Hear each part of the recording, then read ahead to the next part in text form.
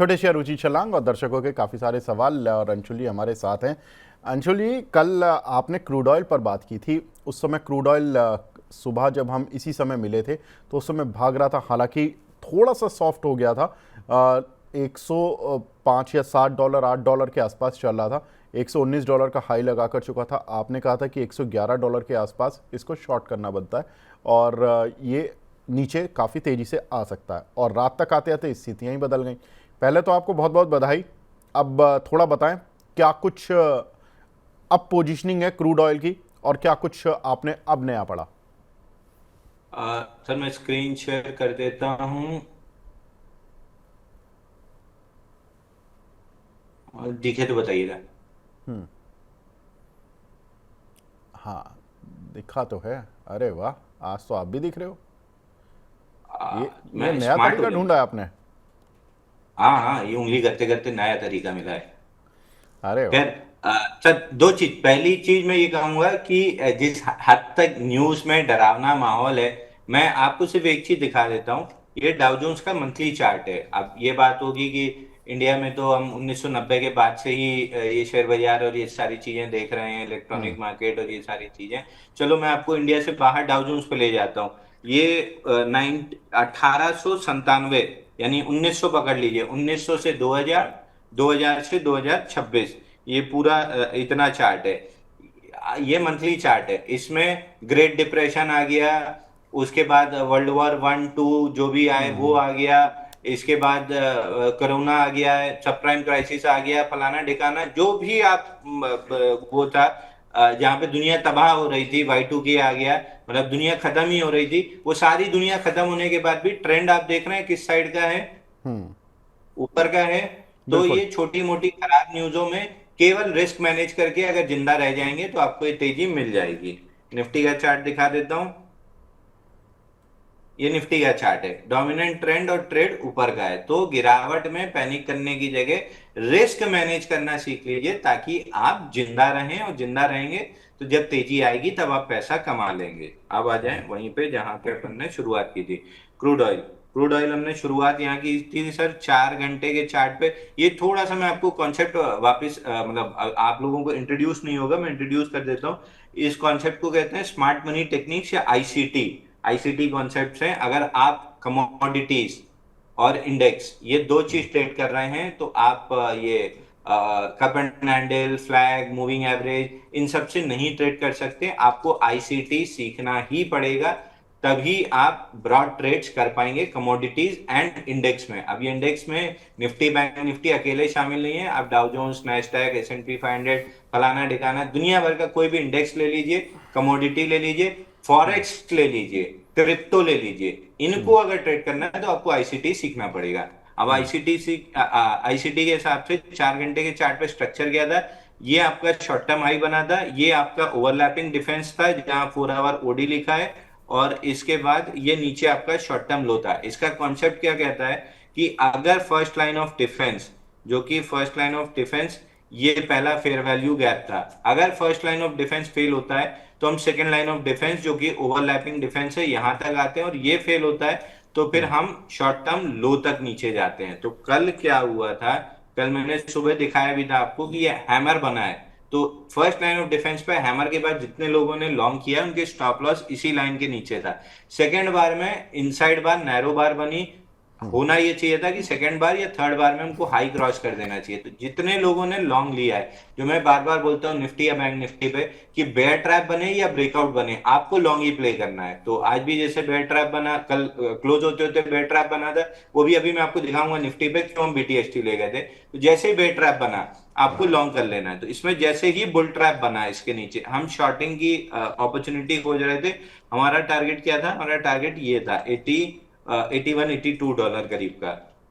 धड़ धड़ाते हुए धीरे धीरे करके आवरली चार्ट है, धीरे धीरे करके लास्ट में 12:30 बजे रात को ये नीचे आ गया। अब मैं बहुत प्रेफरेबली एमसीएक्स की जगह नाइमैक्स पे, मतलब इंटरनेशनल मार्केट ट्रेड करना क्यों पसंद करता हूँ? क्योंकि 11:30 बजे यहाँ मार्केट बंद हो जाता। उसके बाद $95 से $81 आया, और जब आज सुबह एमसीएक्स खुला तो आपका $90 पे खुला। तो ये 81 से $99 की आपकी जो प्रॉफिट पोटेंशियल प्रॉफिट थी वो खत्म हो जाती है। तो ये एक दिक्कत हमेशा रहती है, इसीलिए मैं आपको एमसीएक्स से ज्यादा कॉमेक्स के चार्ट दिखाता हूँ या नाइमेक्स के चार्ट दिखाता हूँ। तो अभी फिलहाल ये टारगेट कंप्लीट हो गया है। आप इसको इस तरीके से समझिए कि भाग मिल्खा भाग, एक रेस कंप्लीट हो चुकी है। अब केला खाएगा, ग्लूकोज पिएगा, थोड़ा सा आराम करेगा, मसल्स रिलैक्स होंगे, तब नई रेस दौड़ेगा। तो अब अगर क्रूड में ट्रेड ढूंढ रहे हैं तो बंद कर दीजिए, क्रूड में ट्रेड नहीं मिलेगा। तो आपका सवाल होगा किस में मिलेगा, तो पहले सिल्वर दिखा देता हूँ। सिल्वर में क्या हो रहा है, सिल्वर में अगर आप वीकली चार्ट पे जाएंगे तो कोई भी फेयर वैल्यू गैप नहीं है। ये इकलौता बुलिश फेयर वैल्यू गैप था जिसके अंदर आए, लेकिन यहां से वही चीज है कि हाई नहीं बना है। तो क्रूड में लोअर डिग्री अवरली था, इसलिए जल्दी जल्दी हो गया। यहाँ पे वीकली पे हम डिस्कस कर रहे हैं। तो $64 के नीचे सिल्वर एकदम से क्रैश होना स्टार्ट हो जाएगा। जब तक ये नहीं हो रहा है तब तक मैं शांति से बैठा हूं। डेली चार्ट पे आए तो डेली चार्ट पे ये जो 19% गिरा था, ये भी हमने एक्सपेक्ट किया था कि गिरेगा। जब ये वाला हाई, ये वाला स्विंग हाई स्वीप हो रहा था, तब भी हमने चार्ट शेयर करके ये डिस्कस किया था कि 2 कैंडल रिजेक्शन है, ये वाला फेयर वैल्यू गैप भरना चाहिए। 19% करेक्शन से ये भरा। इसके बाद शायद 5वां दिन है जहां पे हम इनसाइड बार ट्रेड कर रहे हैं। तो अभी मेरा सिल्वर में कोई इंटरेस्ट नहीं है जब तक ये इनसाइड बार की मदर बार नहीं टूटती है। मदर बार का हाई क्या है 91.6 और लो क्या है 78। इतनी बड़ी मदर बार बनने के बाद ना आपको 8-10 दिन ट्रेड नहीं मिलता है। इस तरह से इनसाइड बार में चॉपी एक्शन होता है और सबसे ज्यादा लॉस आपको चॉपी एक्शन से होता है। क्लियर, या तो बुलिश ट्रेंड हो तो आप छोटे से स्टॉप लॉस से अपना, अगर गलत बैठे हैं तो छोटा स्टॉप लॉस देके सौदा पलट लेंगे। बेरिश है तो छोटा स्टॉप, और आप लॉन्ग है तो छोटा स्टॉप लॉस देके सौदा पलट लेंगे। चॉपी एक्शन में क्या होता है, दोनों साइड स्टॉप लॉस ले जाता है। तो मैं सिल्वर को क्लियरली अवॉइड रखूंगा। तो अब ट्रेड कहाँ करेंगे, ट्रेड बन रहा है आपका, ट्रेड बन रहा है आपका गोल्ड में। पहले आइए वीकली। वीकली पे कोई भी फेयर वैल्यू गैप नहीं है, तो वीकली पे कोई ट्रेड नहीं बन रहा है। अगर कहीं भी बेरिशनेस आती है तो आपको क्या मिलना चाहिए, वीकली स्विंग लो 4854 रुपए, अगर बेरिश ट्रेंड बनता है तो। अगर बुलिश ट्रेंड बनता है तो आपका टारगेट क्या आना चाहिए, ऑल टाइम हाई 5626। तो अब ट्रेड कहाँ ढूंढेंगे, ट्रेड ढूंढेंगे डेली पे। डेली पे क्या बन रहा है, डेली पे ये वाला bullish fair value gap reject, bearish fair value gap reject हुआ है। रिजेक्ट होने के बाद जैसे ये हाई क्रॉस हुआ था, आपको सीधे सीधे यहां पहुंच जाना था, बट आप क्या कर रहे हो, मरी मरी चाल देते हुए आ रहे हो और ये एकदम से गिरावट के बाद बेरिश फेयर वैल्यू गैप बना है। तो इसके अंदर मैं सेलिंग की अपॉर्चुनिटी ढूंढूंगा। ये कहां पे बनती है, $50 to 18 पे है। तो कहीं भी 5220 के आसपास इस रेड वाले फेयर वैल्यू गैप में अगर मुझे बेरिश एविडेंस मिलता है तो मेरा डेली चार्ट का पहला टारगेट क्या खुलेगा, डेली चार्ट का पहला टारगेट 5005 खुलेगा। दूसरा टारगेट क्या खुलेगा, 4854 खुलेगा, जो कि वीकली का भी स्विंग लो है। तो अभी कमोडिटीज में अगर आप ट्रेड ढूंढ रहे हैं, एक नेचुरल गैस में है, बहुत अच्छा नहीं है इसलिए मैं डिस्कस नहीं कर रहा हूं। एक गोल्ड में है, बहुत अच्छा है। दो चीज, हमने क्रूड में क्या ट्रेड किया था, क्रूड में बुलिश सेटअप बन रहा था जो फेल हुआ, लॉन्ग के स्टॉप लॉस कटे, इसीलिए हमने शॉर्ट में इतनी तेजी से पैसा कमाया। तो एज एन एनालिस्ट मेरा व्यू क्या है, 5200 पे बेचना है, 4800 5005 और 4850 मिलेगा। लेकिन मैं एनालिस्ट हूं नहीं हूं, मैं क्या हूं, ट्रेडर हूं। तो मेरे पास हमेशा प्लान बी भी रहता है, ऐसा हुआ तो ऐसा करेंगे, ऐसा नहीं हुआ तो वैसा करेंगे। तो प्लान ए क्या है, प्लान ए ये है कि यहां से ऐसे 5200 जाए, यहाँ 5200 जाए, 4 घंटे या 1 घंटे के चार्ट पर मेरे को बेरिश सेटअप मिले तो मैं माल बेचूं। मेरा ये पहला टारगेट आएगा, बाउंस बैक करके ये दूसरा टारगेट आएगा। अब क्रूड जैसे अगर ट्रैप बना, मालूम पड़ा यहाँ पे एक दो बेरिश एविडेंस बने और नहीं गिरा, उसका स्टॉप लॉस काटा, तो जैसे ही स्टॉप लॉस काटेगा मेरा टारगेट क्या खुल जाएगा, ये स्विंग हाई 5400, ये स्विंग हाई कहाँ पे है, सॉरी ये है स्विंग हाई, स्विंग हाई मेरा आता है डेली चार्ट पे 5434। तो क्रूड गोल्ड में मेरा क्या व्यू है, 5200 के बाद बेरिश एविडेंस मिला तो मैं शॉर्ट करूंगा, और अगर बेरिश एविडेंस के बाद बियर ट्रैप बना तो शॉर्ट कवरिंग के सहारे में 5434 तक लॉन्ग प्ले करूंगा। तो कुल मिला के बात क्या है, आपको अभी एविडेंस का वेट करना है, ट्रेड डेवलप होने का वेट करना है। जब ट्रेड डेवलप हो जाएगा क्लियर, या तो रिजेक्शन मिले तो हम शॉर्ट ट्रेड करेंगे 5000 और 4850 तक। अगर शॉर्ट ट्रैप बना तो शॉर्ट ट्रैप के हाई के ऊपर जहां पे बेयर्स का स्टॉप लॉस लगा होगा, वो लेवल पार होते से उनकी शॉर्ट कवरिंग आएगी और हम लॉन्ग प्ले करेंगे बिल्कुल 5444 के ऊपर। तो प्लान ए प्लान बी दोनों रेडी है, जो भी बनेगा वो ट्रेड करेंगे। बिल्कुल ठीक है। सर एक दो स्टॉक और हैं सर, मैं हाँ आपको वो दिखा दूं, जिसमें टारगेट हो गए। फिन केबल आपको याद होगा 900, हाँ ये हाँ। ये जो डबल इनसाइड बार का ब्रेकआउट हमने 917-18 के आसपास डिस्कस किया था, 980 का टारगेट, आज 993 का हाई बना है। तो इसमें एक टारगेट डन हो गया है। एक आपको याद होगा एस्ट्रल, ये बार बार हम बाई दे रहे हैं, जब भी ये 1585 के पास आता है, 1600 पे कल भी बाई दिया था, आज 1668 का हाई बना है। तो एस्ट्रल में ध्यान रखिए, जब भी आपको डिप्स मिलती है यहाँ पे बाई करना है। इन हाइस के पास एक बार ये हमने ये मूव प्ले किया था, 1700 पे प्रॉफिट बुक की थी, फिर डिप पे ऐड किया, फिर 1668 के आसपास आज प्रॉफिट बुक किया, फिर डिप्स पे ऐड करेंगे, फिर 1700 तक प्ले करेंगे, और जब 1700 का ब्रेकआउट आएगा तो 1800 तक प्ले करेंगे। तो ये स्टॉक दो याद कर लीजिए। और आज फ्रेश बाई दिया है हंगमलाई ज्वेलर्स पे, 3700 पे आसपास बाई दिया है। पहला टारगेट ये बेरिश फेयर वैल्यू गैप है 3800 का, और ये निकलता है तो 3900 तक जाएगा। तो ये दो स्टॉक, मतलब ये एक स्टॉक आपको रडार पे थंगामाइल रखना। ज्वेलरी यहाँ पर 3900 का टारगेट है, ठीक है। हाँ हाँ। एक बेयर ट्रैप बनते बनते अभी बन रहा है, इस फेयर वैल्यू गैप में सेलिंग आनी चाहिए थी नेटवेब में, तो अभी नहीं आ रही है, अच्छी बुलिश कैंडल है। तो एक दो दिन वेट करेंगे, अगर इसमें इस फेयर वैल्यू गैप से नया लो नहीं बनता है तो शॉर्ट कवरिंग आएगी 3710 और 3908 तक। तो ये डेवलपिंग ट्रेड है, एक से दो दिन वॉच पे रखिए। हम इसको थर्सडे को वापस रिव्यू करेंगे, अगर ट्रेड बना, अच्छा ट्रेड बनेगा तो रिव्यू जरूर करेंगे। अभी वॉच लिस्ट में बना के रखें, क्योंकि बेयर ट्रैप बनाने की कोशिश कर रहा है, जब तक कंफर्म नहीं होगा मैं ट्रेड नहीं करूंगा। ठीक है। तो नेटवेब अभी पोजीशन बनती हुई दिखाई दे रही है, और थंगामाइल ज्वेलरी यहाँ पर बाय कर कर चल सकते हैं आप, 3900 का टारगेट।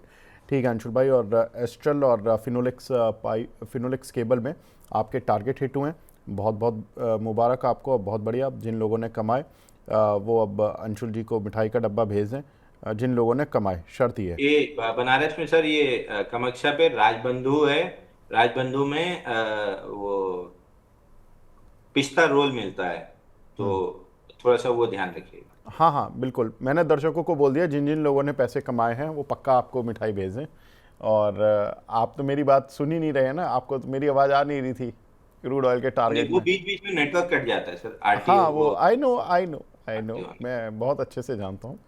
अच्छा, अब नीरज यादव जी का सवाल है। पहले तो गुड मॉर्निंग यादव जी, ये बोल रहे हैं कि देवानगिरी शुगर और ब्लिस जीवीएस फार्मा, इनके शॉर्ट टर्म टारगेट क्या होंगे अंशुल भाई? एक सर पुराना पाप वापस से नया हाई बनाने लगा है और ब्रेकआउट दे रहा है, एसएमएस फार्मा। इस पे थोड़ा सा ध्यान रखिए, फार्मा के बाकी काउंटर भी चल रहे हैं, आपके सवाल का जवाब दूंगा, बट सामने सामने एसएमएस फार्मा दिख गया तो पहले इसको कवर कर लेते हैं। हाँ, एसएमएस फार्मा में वापस से ये लगभग ऑल टाइम हाई है कि नियर अबाउट, हाँ एसएमएस फार्मा में वापस ये तीन ब्रेकआउट सौ बनने लगा तिरानवे है, वाला अभी ना हमने अंशुल बाई भाई? दिया है। हाँ, क्या सर? 393 वाला ना, ये 393 हाँ ये 95 तीन सौ वाला। हाँ जी तिरानवे हाँ वाला, जी। ये अभी हमने बाई दिया है क्लाइंट्स को, 4% का मेरा स्टॉप लॉस है। कटा तो 4% चला जाएगा, नहीं कटा तो ये स्टॉक आराम से 10-15% तो दे ही जाएगा। हम तो अपने 8% पे बुक कर लेंगे 1:2 पे, बट अगर चला तो 10% देने की, 10 से 15% देने की कैपेसिटी रखता है। तो इस स्टॉक पे थोड़ा सा ध्यान रखना है। लगभग सब फार्मा एक तरफ चल रहे हैं, मतलब अपसाइड में चल रहे हैं। ये भी नेटको फार्मा मैं बताना भूल गया, नेटको फार्मा में भी 900 पे हमने बाई किया था, 1048 का टारगेट था, वो आज कंप्लीट हो गया है। तो नेटको फार्मा में प्रॉफिट बुक करके एसएमएस फार्मा में शिफ्ट करना चाहिए, बट स्टॉप लॉस जरूर लगा लें, क्योंकि ये आप लोग नहीं लगाते हैं और कैपिटल फंस जाती है। 377 रुपए का क्लोजिंग स्टॉप लॉस हमने दिया है, कटा तो हम एग्जिट भी कर लेंगे। ठीक है। तो नेटको फार्मा से एग्जिट करने की तैयारी हो रही है अगर स्टॉप लॉस कटा तो, और एसएमएस फार्मा में यहाँ पर बाय की रिकमेंडेशन दे ही दी है, और यहाँ पर करीब 10% का अपसाइड अंशुल भाई बोल रहे हैं कि यहाँ पर मिलेगा, और 4% का स्टॉप लॉस। तो 4% का स्टॉप लॉस हो गया करीब 400 रुपये का भी मान लो तो 16 रुपये, मतलब 380 रुपये का एक मोटा मोटा स्टॉप लॉस पकड़ लें अंशुल भाई, और 10% मतलब कि 40 रुपये जोड़ दें इसमें। हाँ, 377 का मैंने स्टॉप लॉस दिया है क्लोजिंग, ओके। 422.70 का मैंने टारगेट दिया है, क्योंकि मेरा 1:2 रिस्क रिवॉर्ड मैकेनिकल होता है, मैं उस हिसाब से चलता हूँ। बाकी चलने को स्टॉक 10-15% चल सकता है, तो 395 से 10% जोड़ेंगे तो आएगा 434, और 395 से 15% जोड़ेंगे तो 354 आएगा। स्टॉप लॉस का विशेष ध्यान रखें, मार्केट में न्यूज और वॉलेटिलिटी बहुत हाई है। ठीक है, तो 422, 22 और 454 ये दो टारगेट आपने दिए हैं, और 377 का स्टॉप लॉस। तो जरा इसमें एक ग्राफिक प्लेट बना दें फटाफट से। और एसएमएस फार्मा बाय 422 और 454 का टारगेट, और 377 का एक स्टॉप लॉस इस काउंटर पर रखना है एसएमएस फार्मा पर। तो यहाँ पर बाय करके चलना है। अंशुल जी की रिकमेंडेशन, इसको बाय स्टैम्प भी लगा दीजिए, सो दैट कि यहाँ पर एक दर्शकों को पता लग जाए कि अंशुल जी कहाँ बुलिश हुए हैं। ठीक है अंशुल भाई, अब रिव्यू देना आपकी जिम्मेदारी है सर, और टारगेट हिट हो गया तो मिठाई खिलाना हमारे दर्शकों की जिम्मेदारी है, और जब तालियां बज रही हों तो आप मुझे बता देना, मेरी जिम्मेदारी आना। ठीक है, धन्यवाद सर। धन्यवाद। बाकी वो आपके पुरानी वाली नेटवर्क तो मिठाई वीक हो आएगी। जाते हैं, आपके नेटवर्क वीक हो जाएंगे जब मिठाई वाला मामला आएगा। एनीवेज देवानगिरी, ये आ गई है प्लेट 422, 454 और 377 का stop loss. SMS pharma Anshul ji की राय, यहाँ पर बाय कर चलना है। ठीक है अंशुल भाई, देवानगिरी शुगर और ब्लिस जीवीएस फार्मा, इन दोनों पर भी सवाल पूछा था हमारे दर्शक ने, नीरज यादव जी ने, उनका आंसर दे दीजिए। सर ब्लिस जीवीएस में अभी कुछ भी नहीं हो रहा है। 10 वीक मूविंग एवरेज कैचअप होने वेट हो रहा है, 196 पे है। मेरे ख्याल से 2 कदम ये नीचे आएगा, 2 कदम मूविंग एवरेज ऊपर आएगा, but on the whole weekly chart पे 4 हफ्ते की टाइटनेस है, बुलिश सेटअप है। 10 वीक मूविंग एवरेज कैचअप होने के बाद ये स्टॉक चलेगा, तो अगर है तो अभी शांति से होल्ड कीजिए। अभी शायद 2 हफ्ते और लगेगा पैटर्न डेवलप होने में। सेम इज विद देवंगरी शुगर या एनी शुगर कंपनी, चाहे वो प्राज हो, चाहे वो बलरामपुर चीनी हो, चाहे देवंगरी शुगर हो, कोई भी हो, सब में अभी सेटअप्स डेवलप हो रहे हैं। तो थोड़ा सा और समय वेट कीजिए। ये जैसे डेवलपमेंट कंप्लीट होगा हम आगे जरूर बाय रिकमेंड करना स्टार्ट करेंगे। प्राज भी नजर पे है, देवंगरी भी नजर पे है, बलरामपुर चीनी भी नजर पे है। जैसे जैसे डेवलप होना स्टार्ट होगा हम देना स्टार्ट करेंगे, अगर है तो होल्ड करे रहिए। ठीक है, और bliss GVS pharma? Bliss GVS 4 हफ्ते की एकदम टाइट रेंज है, थोड़ा सा भी टाइम लगेगा कैचअप होने में। सेटअप अच्छा है, 2 हफ्ते और समय लगेगा, उसके बाद चलेगा। एक हमारे दर्शक हैं विकास अग्रवाल जी, बोल रहे हैं विवेक जी और माय फेवरेट अंशुल सर को नमस्कार। Anshul sir, I am an investor having 600 share of ATGL, average 590, should I add more for view long term 3 to 4 years? And Anshul sir pick Ambuja और प्रिज्म जॉनसन सीमेंट। इन दोनों में आपकी राय जानना चाह रहे हैं, अंबुजा और प्रिज्म में से किसको बाय करें? और ATGL इन्होंने 590 के लिए हुए हैं, 600 शेयर, 3 से 4 साल होल्ड कर सकते हैं। इस पर आपकी राय अंशुल भाई। सर देखिए, prism Johnson versus Ambuja cement, इसमें दो चीज है। अगर आप मूविंग एवरेजेस डेली वीकली के देख के मैनेज कर सकते हैं तो एनी डे प्रिज्म जॉनसन ज्यादा अच्छा रहेगा। अभी डेली चार्ट पे और वीकली चार्ट पे 10, 20, 50 एक दूसरे के नीचे हैं। जैसे ये ऊपर आके बुलिश होना स्टार्ट होंगे, जैसे ऊपर आके बुलिश होना स्टार्ट होंगे तो मैं प्रिज्म जॉनसन लेना ज्यादा पसंद करूंगा, क्योंकि 6,000 करोड़ का मार्केट कैप है, तो जल्दी 20%, 30% जल्दी देगा। अगर आप ये सब चीज नहीं कर सकते हैं तो फिर अंबुजा सीमेंट ब्लाइंड बाई है, उसको खरीद के छोड़ दीजिए पोर्टफोलियो में।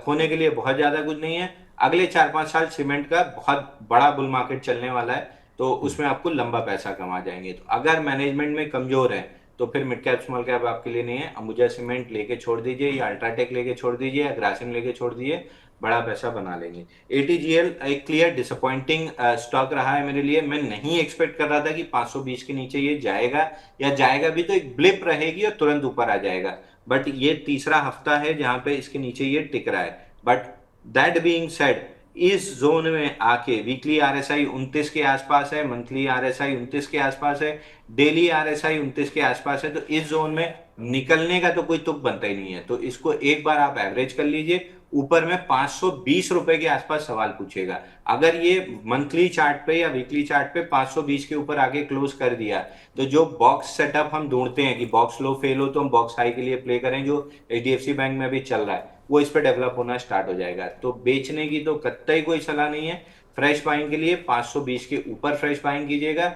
जिनके पास है उनको होल्ड करना चाहिए। तो मैं सेलर बिल्कुल भी नहीं हूं, इतने डीप ओवरसोल्ड कंडीशन में तो मैं माल नहीं बेच रहा हूं। 520 निकलेगा तो मैं और बाई करने के मूड में रहूंगा। जिसके पास नहीं है, जो ले चुका है उसके लिए तो स्ट्रेटेजी बता दी, जिसके पास नहीं है इसकी जगह अदानी एनर्जी सोल्यूशन पे फोकस कीजिए। रिलेटिव स्ट्रेंथ वहां पे क्लियरली विजिबल है। शायद जब तक वहां पे 1200 पहुंचेंगे ये सेटअप अपना डेवलप करता रहेगा, तो वहां से पैसा निकाल के इसमें ले आएंगे। तो अगर फ्रेश डाल रहे हैं अदानी एनर्जी सोल्यूशन में डालिए। बिल्कुल ठीक है। एक हमारे दर्शक हैं श्रवण सिंह जी, ये बोल रहे हैं सर दो स्टॉक जेबी केमिकल, इसमें वीसीपी पैटर्न के बारे में पूछना चाह रहे हैं, और ABB weekly cup and handle. I am looking to buy JB above 2114.50 and ABB above 6260, please guide. Sir JB chemical मेरे को याद है आपको मैंने बाई दिया था लगभग, जहां तक मेरे को याद है 2000 रुपए के आसपास।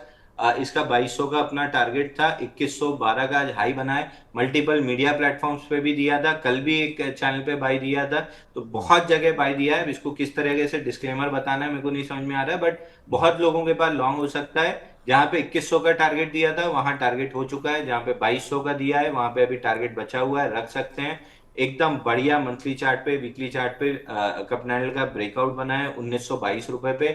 2500 से 2600 रुपए स्टॉक जा सकता है, मतलब 2400 से 2600 की ब्रैकेट पे टारगेट बनेगा। तो मैं छोटे छोटे बाई देता रहूंगा। कल छोटा बाई बना था 2050 पे 2100 के लिए, वो आज कंप्लीट हो गया। फिर बाई बनेगा फिर दूंगा। तो ओवरऑल 2400 से 2500 जा रहा है तो होल्ड कीजिए, नहीं है तो थोड़ा सा 10-20 मूविंग एवरेज आने दीजिए, उसके अंदर डिप में बाई करने की कोशिश कीजिएगा। तो अभी फ्रेश बाई नहीं बन रहा है तो होल्ड कीजिए, नहीं है तो डिप का वेट कीजिए, या 10-20 डे मूविंग एवरेज कैचअप का वेट कीजिए, उसके बाद बाई कीजिएगा। दूसरा स्टॉक कौन सा था सर? सर जेबी केमिकल था और एबीबी। एबीबी आज स्टैंडर्ड डिस्क्लेमर सुबह एक चैनल पे बाई दिया है, वहां पे प्रॉफिट बुक भी करा दिया था 6150 से 6210 के आसपास। बट अभी भी ये स्टॉक ऐसा लग रहा है कि 6300 से 6400 रुपए जाना चाहिए, और 6388 ये अगर प्रिसाइज टारगेट बताऊं तो 6388 6422 इस ब्रैकेट में आते हुए मुझे दिख रहा है। आज का लो आपका स्टॉप लॉस होना चाहिए। ठीक है। तृप्ति अहलूवालिया जी का सवाल है अरविंदो एंड एमिक्योर फार्मा, इन पर सर आप इन दोनों काउंटर पर आपके व्यू। तो देखिए नेटको फार्मा में टारगेट डन हुआ है, नेटको फार्मा से प्रॉफिट बुक करना चाहिए, और एमक्योर फार्मा में आपको वापस आना चाहिए। 2 बार मैं बाई देके स्टॉप लॉस कटा चुका हूं, हर बार ये 1520 का ब्रेकआउट लेता है और नीचे स्टॉप लॉस 1400 का काट देता है। तीसरा अटेम्प्ट है, तीसरे अटेम्प्ट में एमक्योर फार्मा, तीसरा अटेम्प्ट बहुत पावरफुल होता है। इसके साथ पिछली 2 बार जो मिसिंग था एमक्योर फार्मा में वो इस बार है। 2 इंस्टीट्यूशन कैंडल, एक 27 फरवरी जहां 465% वॉल्यूम राइज था, एक कल की कैंडल जहां 1226% वॉल्यूम राइज था। तो एमक्योर फार्मा, ईएमसी, हाँ एमक्योर फार्मा, इस पे फोकस रखिए। 1520 के ऊपर टिक रहा है, ये स्टॉक 2000 रुपए पहुंच जाएगा। आईपीओ बेस बहुत बेहतरीन तरीके से 70 हफ्ते का डेवलप हुआ है।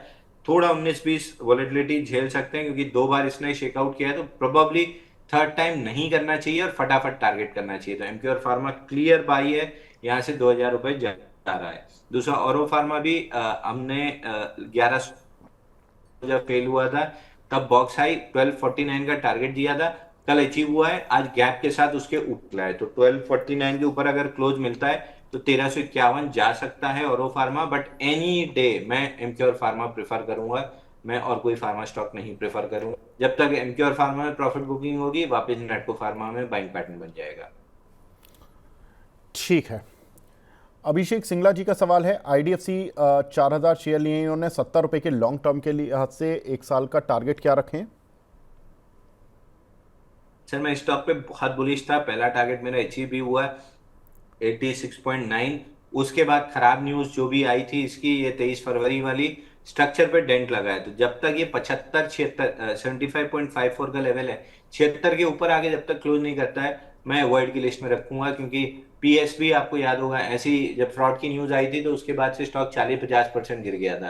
हालांकि ये 57,000 करोड़ का मार्केट कैप है, शायद ना गिरे, बट जब तक 76 नहीं क्रॉस कर रहा है मेरा बिल्कुल भी इंटरेस्ट नहीं है स्टॉक में। अगर आपके पास है 64 का स्टॉप लॉस ले लीजिए, वो अगर टूटता है तो री एंट्री 76 के ऊपर कर लीजिएगा। अब ये होगा कि नीचे बेच के ऊपर क्यों ले, महंगा ले लीजिए, 76 के ऊपर महंगा लेंगे तो 110 रुपए तक महंगा बिकेगा, सस्ता लेने की कोशिश करेंगे तो और सस्ता बिक जाएगा। तो 64 का स्टॉप लॉस लगा के होल्ड करना चाहिए। 64 का स्टॉप लॉस लगा के होल्ड करना चाहिए। जो लोग देखिए सोलार इंडस्ट्री के बारे में पूछ रहे हैं, जो शरद सर की कॉल थी, पर शरद सर हमारे साथ अभी 20-25 मिनट में जुड़ेंगे, तब हम आपको बताएंगे कि सोलार इंडस्ट्री में करना क्या है। एक हमारे दर्शक हैं दीपेश कोंडुल साहब, ये बोल रहे हैं कि सर निफ्टी में कल भी कहा था कि ये 24,800 पर बॉटम लगेगा या 23,000 के लेवल पर दिखाएगा, पर बॉटम लगने का ज़्यादा चांस है। और श्रीराम फाइनेंस क्या बुलिश है, मार्केट क्रैश में भी कोलैप्स नहीं हुआ। अंशुल भाई, श्रीराम फाइनेंस, इस काउंटर पर आपकी राय? ये कह रहे हैं कि मार्केट गिरा लेकिन ये गिरा नहीं, रिलेटिव स्ट्रेंथ वाला काउंटर रहा ये। बहुत क्लियर रिलेटिव स्ट्रेंथ वाला काउंटर है। और कल इसने क्या किया, कल इसने बड़े गैप डाउन से खुला, और गैप डाउन कहाँ खुला, दिल्ली के स्विंग लो पे। 2 फरवरी का स्विंग लो था, 939 को स्वीप किया, डे हाई पे आके क्लोज किया, इसीलिए आज 50 डे मूविंग एवरेज के ऊपर गैप अप भी मिला है। ये प्रोबेबली अपना ऊपर का गैप फिल करने 1074 तक जा सकता है, वहां पे अटकेगा। वो अगर नहीं अटकाया तो फिर आप मान के चलिए कि 1200 निकल जाएगा। MRPL में लेना बनता है क्या? अभी राजेंद्र कुमार जी पूछ रहे हैं। MRPL नहीं, अभी नहीं बनता है। कल बड़े वॉल्यूम, बहुत बड़ा वॉल्यूम तो नहीं था, लेकिन सेल ऑफ कैंडल बहुत बड़ी थी। तो जब तक उसका हाई नहीं क्रॉस होता है 211 रुपए, तब तक कुछ भी नहीं करना है। बाकी MRPL में मैं बुलिश हूँ। 244 दिख रहा है, बट कल की कैंडल ने थोड़ा सा मेरा मूड खराब किया है। तो उसका हाई 210.83 है, 211 क्रॉस होने तक मैं वेट करूंगा, या फिर 4-5-6 दिन का छोटा सा एक बॉक्स बना ले, 75 मिनट पे टाइट रेंज बना ले, तो फिर मैं ब्रेकआउट प्ले कर लूंगा। बट एट दिस जंक्चर में नहीं प्ले कर रहा हूँ। हमारे एक दर्शक हैं विकास अग्रवाल जी, वो सुपर चैट पर पता है सवाल नहीं बोल रहे, वो बोल रहे हैं कि मैं पर्सनली अंशुल सर के लिए कोलकाता का रसगुल्ला और संदेश ले जाऊंगा, चाहे प्रॉफिट हो या लॉस। अंशुल भाई देखो, हमारे दर्शक आपको इतना प्यार कर रहे हैं और आपको मेरे नेटवर्क नहीं मिलते ऐसे समय में। नहीं नहीं सर, आपके नहीं, ऐसा नहीं, ये गलत फहमी है। आपके नेटवर्क नहीं मिलते। जब भी लक्ष्मी जाने की बात होती है ना, तो इंटरनेट डिस्कनेक्ट हो जाता है मेरा। पता नहीं हाँ इस हाँ इंटरनेट में क्या दिक्कत है। हाँ हाँ, वो लक्ष्मी श्री में है थोड़ी दिक्कत है, मैंने देखा है। आते समय तो बिल्कुल एकदम फुल नेटवर्क रहते हैं, नहीं होते तो हम लोग 2-4 हॉटस्पॉट कनेक्ट करके कर लेते हैं। बिल्कुल ठीक बात है। चलिए, बढ़िया बात है। HDFC सानवी सावंत जी पूछेंगे 935 पर लिया हुआ है सर, एवरेज कर ले क्या? लॉन्ग टर्म का क्या व्यू है आपका इस पर? एकदम आपको कल भी बताया था कि कल सुबह खुलते ही 50 मंथ मूविंग एवरेज पे खुला था, एवरेज कर लेना चाहिए था। क्लोज होते होते एवरेज कर लेना चाहिए था, हर कीमत पे एवरेज कर लेना चाहिए था। शांति से इसको भरते जाइए, ये धीरे धीरे करके अपना ऑल टाइम हाई जो कि बॉक्स हाई है उसको भी टच करेगा, फिर एक्सटेंशन देगा तो 1120 तक भी जाएगा। HDFC बैंक में कोई भी दिक्कत नहीं है। बैंक निफ्टी जब ऑल टाइम हाई हिट करेगी, शायद उसके आसपास या 19-20 उसके बाद HDFC bank all time high hit करेगा। But all time high hit कराने में बड़ा कंट्रीब्यूटर HDFC बैंक रहेगा। उसके पहले एक्सिस बैंक कर जाएगा, बट मैं थोड़ा सा रिलेटिवली सेफ्टी चाहता हूं, तो मैं HDFC बैंक के साथ रहूंगा, क्योंकि आप लोग स्टॉप लॉस नहीं काटते हैं। अगर काट सकते तो HDFC bank, sorry axis bank और इंडसइंड बैंक, इनमें इन आउट करके आप ज्यादा पैसा कमा लेंगे। तो ट्रेडर के लिए, इन्वेस्टर के लिए HDFC बैंक है। शांति से लेके 1120 तक के लिए छोड़ते जाइए। ठीक है। एक हमारे दर्शक हैं मोहम्मद रफ़ीक साहब, इनका सवाल है प्री कॉल पर 616 रुपये के लिए हुए हैं, और वारी एनर्जी इन्होंने 3164 पर लिए हुए हैं। आपका व्यू जानना चाहते हैं, एग्जिट करें या होल्ड या एवरेज करना पड़ेगा इनको? सर वारी एनर्जी में एक पुल बैक आपको मिलेगा 2850 तक। 2850 पे सवाल पूछ लीजिएगा, वहां पे डिसाइड करूंगा रुकना है कि निकलना है। Pre call clear relative strength वाला काउंटर था, लेकिन अब यहाँ पे आती है मेन कहानी।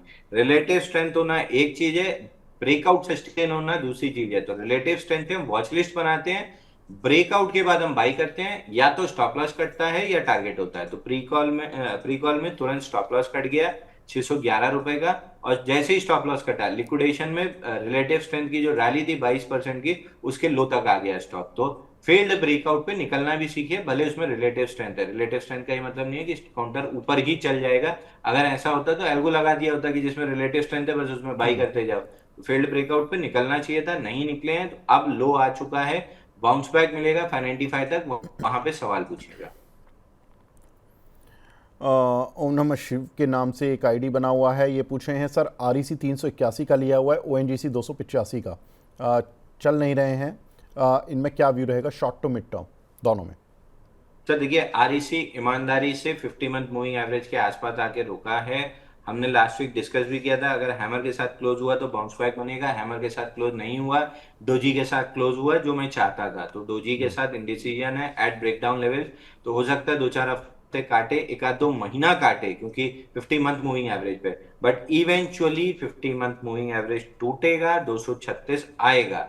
तो और ये लगभग मैं 485 रुपए से बताते आ रहा हूँ कि 236 आएगा। तो बम्प इन द रोड है 50 मंथ मूविंग एवरेज, वहां से एक छोटा बाउंस बैक भी बन सकता है। इवेंचुअली इसको आना 236 है, तो फिलहाल एक बाउंस बैक के चांसेस हैं 356 तक, वहां पे सवाल पूछ लीजिएगा, मोस्ट लाइकली एग्जिट की ही सलाह रहेगी। ठीक है। अतुल जी का सवाल है, केएनआर कंस्ट्रक्शन 193 पर लिया हुआ है, क्या करें इसमें? ये भी बाइंग क्लाइमेक्स वाला काउंटर है, ये भी मैं आपको रेगुलरली एग्जिट की सलाह दे रहा हूँ। ये रेगुलरली गिरता जा रहा है, आज भी 92 हफ्तों में 71% गिरा है, और मेरे को नहीं लगता कि ये काउंटर कहीं भी 115 का स्विंग लो था उसी के आसपास आके बाउंस बैक कर रहा है। बाउंस बैक में 145 तक मिल सकता है, बट उसके बाद फिर 99 और 89 का टारगेट खुलेगा। ठीक है। AGIL 308 के ऊपर फ्लैग पैटर्न बना है क्या? अंशुल सर के लिए क्वेश्चन है। लॉयल ह्यूमन बीइंग के नाम से एक आईडी बना हुआ है सर। ये AGIL आज तक टॉप गेनर भी था आई थिंक। बिल्कुल बना है सर, लेकिन अभी वीकली चार्ट पे डेवलपमेंट बाकी है, तो वीकली चार्ट पे अभी भी डेवलपमेंट बाकी है, उसको कंप्लीट होने दीजिए, उसके बाद बाई बनेगा। अगर कहीं कोई बदलाव होगा तो हम जरूर बाई देंगे। AGI green pack top gainer है ये। ठीक है। आगे बढ़ते हैं। एक सवाल हमें मिला है यहाँ पर BSC पर। सुशील जी का सवाल है, सर BSC का टारगेट 3160 इन 1 मंथ, ये पॉसिबल है? बीएससी एक महीने में 3160, एनएससी की न्यूज आ गई तो बिल्कुल पॉसिबल है, और 2789 का लेवल हमने डिस्कस किया था, गैप के साथ ब्रेकआउट है।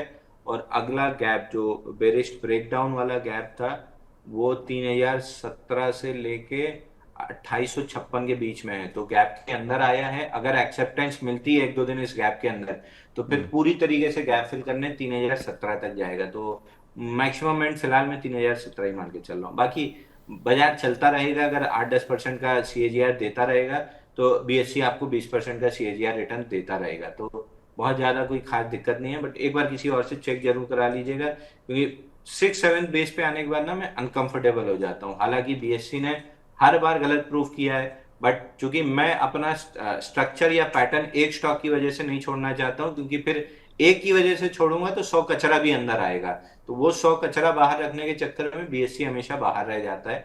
एक बार किसी और से जरूर चेक करा लीजिएगा। बट हाँ, 2789 क्रॉस हुआ है तो 3017 जाने की प्रोबेबिलिटी बहुत हाई है। आशु जी हैं, ये बोल रहे हैं सोनाटा सॉफ्टवेयर 460 रुपये के लिए हुए हैं, सिंजन 695 रुपये के। सर होल्ड करें या एग्जिट करें ऑन बाउंस? 1 से 2 साल का विजन। सोनाटा सॉफ्टवेयर और सिंजन। सिंजिन। सिंजिन सर, सिंजिन तो मेरे को याद है कि पहले बाइंग क्लाइमेक्स पे 827 पे एग्जिट की सलाह दी थी, फिर फ्लैग पैटर्न ब्रेकडाउन 615 पे एग्जिट की सलाह दी थी। दोनों केस में दो टारगेट थे, 506 और 365। 506 को स्लाइस थ्रू किया है, 365 रुपए आ रहा है, 365 से बाउंस बैक आएगा और उसके बाद 211 रुपए आएगा। तो जितनी जल्दी बाउंस बैक पे एग्जिट कर सके उतना अच्छा है। सोनाटा सॉफ्टवेयर भी बाइंग क्लाइमेक्स 682 पे हुआ था, जिसका टारगेट 214 रुपए है, अभी नहीं आया है, धीरे धीरे करके आ जाएगा। ठीक है। एक सवाल मिला है संजय कुमार धीर जी का, ये JSW सीमेंट पर पूछ रहे हैं, सर 140 का लिया है, क्या एवरेज किया जा सकता है इन लेवल्स पर? JSW सीमेंट बिल्कुल 124 रुपए निकलने दीजिए, 124 के ऊपर वीकली क्लोजिंग आता है तो एक छोटा सा, not exactly IPO base, but एक छोटा सा ब्रेकआउट बनेगा जिसका टारगेट 135 रुपए बनेगा। आईपीओ बेस बनने की शुरुआत हो चुकी है, 135 तक जा सकता है, बट 124 के ऊपर वीकली क्लोज का वेट कीजिए। अब फिर यहाँ पे क्या ये ट्रेड करना चाहिए 10-15 रुपए के लिए, 12 रुपए के लिए? मैं नहीं करता, मेरे पास और अच्छे रिलेटिव स्ट्रेंथ वाले काउंटर है। देखिए थंग मलाई सुबह 3700 से 3777 कितनी जल्दी हुआ, एबीबी कितनी जल्दी 60-70 रुपए बढ़ा। मैं रिलेटिव स्ट्रेंथ वाले काउंटर को प्ले करना पसंद करूंगा, इसको नहीं करूंगा। ठीक है। दुबे साहब का सवाल है, अदानी ग्रीन ले सकते हैं क्या? अंशुल भाई अब ये पिट चुका थोड़ा, अब कुछ लेवल ठीक लग रहे हैं क्या? सर मैं उसमें रेगुलर ट्रेड करता हूँ, तो मैं अदानी ग्रीन पे कोई भी सलाह नहीं दूंगा। कल ही मैंने सुबह रिलायंस लेके शाम को बेचा है। अदानी ग्रीन पे मेरी बिल्कुल नज़र बनी हुई है। जैसे ही एविडेंस मिलना स्टार्ट होगा मैं इसमें अदानी ग्रीन में लेना स्टार्ट करूंगा, क्योंकि पैसा खाली पड़ा हुआ है। तो अ, इन दो काउंटर पे कोई डिस्कशन नहीं। नहीं, लेकिन लेवल तो बता दीजिए अंशुल भाई कि कौन से लेवल के का आप वेट कर रहे होगे कि लेने के सर लिए। कल हैमर बना था, तो आज हैमर के हाई का ब्रेकआउट मेरे को खरीदना था। लेकिन निफ्टी ओपन हाई के साथ शुरुआत की और हम्म। अदानी ग्रीन भी ऑलमोस्ट ओपन हाई के साथ शुरुआत की, इसलिए मैं रुक गया। तो again I would like to avoid discussing on this, क्योंकि मेरे को 853 के 853.70 के ब्रेकआउट के ऊपर बाई करना है, अभी उसके नीचे चल रहा है। तो सॉरी 858 के ऊपर ब्रेकआउट पे बाई करना है, अभी उसके नीचे चल रहा है। तो 858 के ऊपर अगर टिकना स्टार्ट करता है तो मैं बाई करने की कोशिश करूंगा। ऊपर में 900 915 की जोन तक के लिए। तो रिलायंस जैसे इस पे भी मैं इन आउट करता रहता हूँ, तो कौन से भी से पंगा ले एक दो चक्कर शेयर के चक्कर में। नहीं नहीं, पंगा लेना भी नहीं है सर, बस डिस्क्लेमर देते जाइए आप, पंगा कुछ नहीं होगा। एक सवाल हमें मिला है पल मखीजा साहब का, आईडीबीआई बैंक का, यहाँ पर आपका व्यू जानना चाहते हैं। आईडीबीआई बैंक में न्यूज फ्लो बहुत ज्यादा है, जिसकी वजह से ये गैप डाउन भी कल खुला था। बट नॉनदलेस जब तक 92 का लेवल प्रोटेक्टेड है, मैं आईडीबीआई में बुलिश ही रहूंगा, ऊपर 180 तक के टारगेट के लिए। ट्रेडर के लिए नहीं है, मीलों दूर रही है।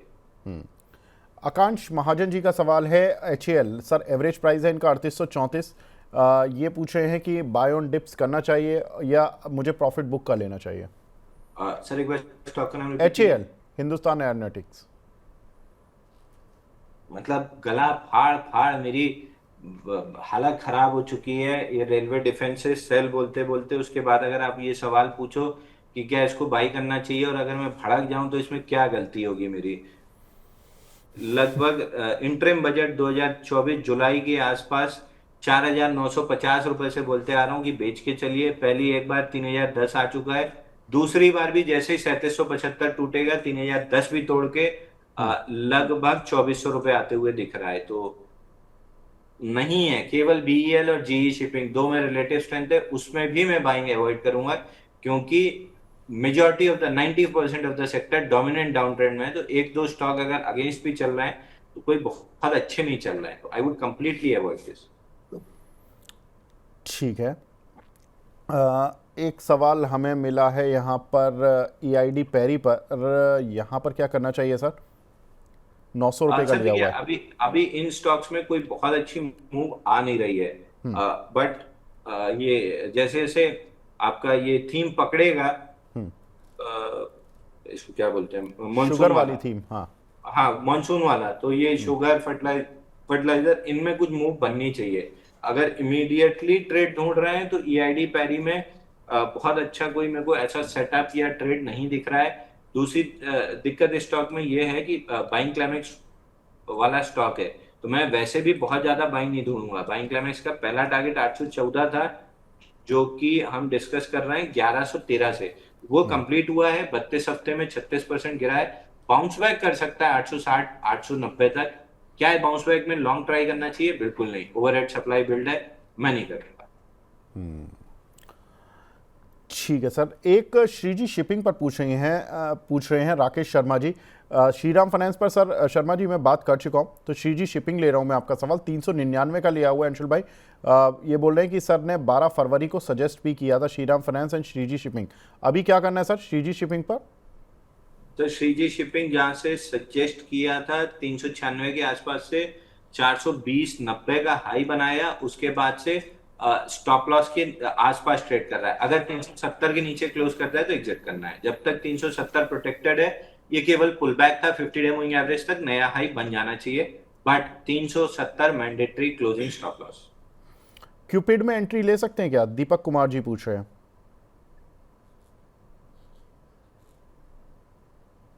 क्यूपिड में नहीं, बिल्कुल क्यूपिड में एंट्री नहीं लेना। बाइंग क्लाइमेक्स हो चुका है, या तो इसको स्ट्रक्चरली ऑल टाइम हाई के ऊपर 2 से 3 हफ्ते टिकने दीजिए, नहीं तो जैसी ओवरहेड सप्लाई टेक ओवर करेगी स्टॉक में भारी डाउनसाइड देखने के लिए मिलेगी।